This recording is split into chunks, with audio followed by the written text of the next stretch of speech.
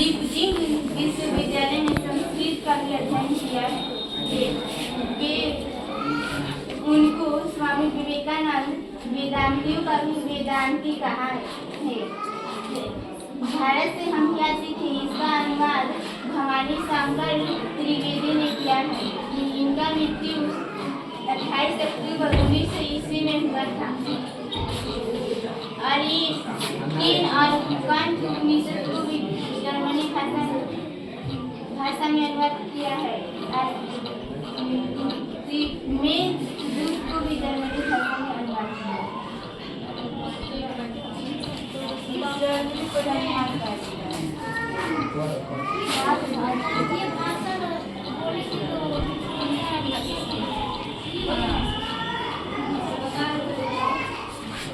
Max Muller का जन्म 6 दिसंबर 1923 में हुआ था और इनका जन्म स्थान जर्मन डेसाऊ नगर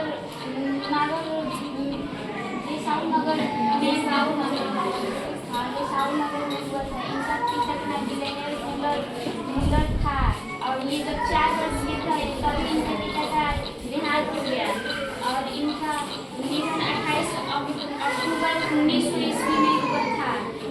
ये संस्कृत के ये विश्वविद्यालय संस्कृत का अध्ययन करने 18 वर्ष की उम्र में किए थे। अनुवाद में भवानी शंकर त्रिवेदी ये संगीत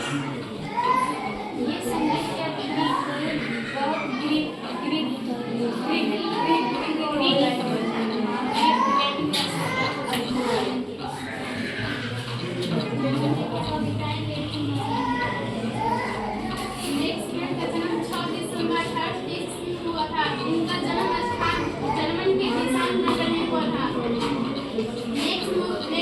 जब 4 वर्ष के थे इनका पिता का देहांत हो गया था। जब इनका पिता का देहांत हो गया तो उनके परिवार में बहुत आर्थिक स्थिति दयनीय हो गई थी।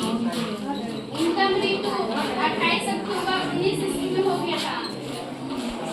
जब वे संगीत के अतिरिक्त ग्रीक और लैटिन भाषा में वह विकसित हो गए और लैटिन कविताएं में लिखने लगे। उन्होंने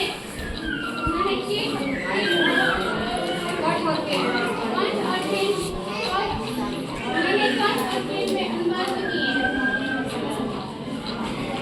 उन्होंने भारत से हम क्या सीखे, उन्हें डॉक्टर भवानी शंकर त्रिवेदी ने लिखे हैं।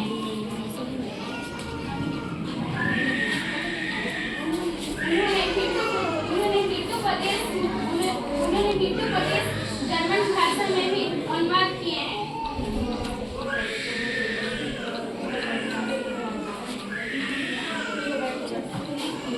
कम से कम कौन के तो आए तुम मोबाइल में कोई और क्या हो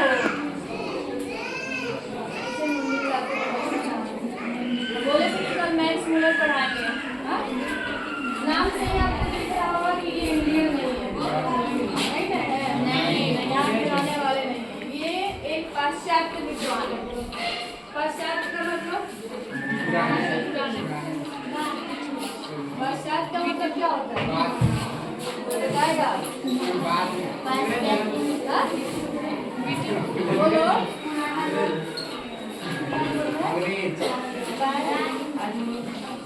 पाश्चात्य का मतलब विदेशी लेखक।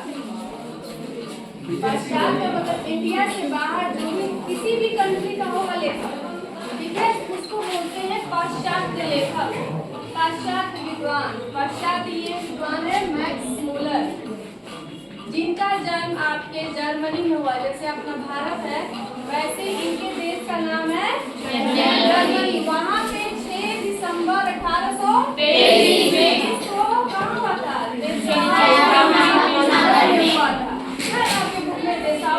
जैसे इंडिया हो गया, इंडिया में बिहार हो गया, बिहार अपना गोपालगंज में। ठीक वैसे ही जर्मनी में डेसाउ नामक एक जगह का नाम है, वो भी शहर है, वो भी वहाँ पे उनका 6 दिसंबर 1823 ईस्वी में वहाँ पे उनका जन्म हुआ।